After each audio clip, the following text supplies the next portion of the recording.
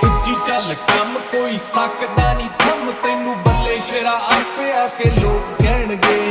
हौली हौली हासिल मुकाम हुंदा आ हौली हौली मेहनतां दा नाम हुंदा आ पहला पहला हर बंदा आम हुंदा आ दुनियादारी चो जो तराश बनदे अपने ते रख विश्वास बनदे होए आम जेहे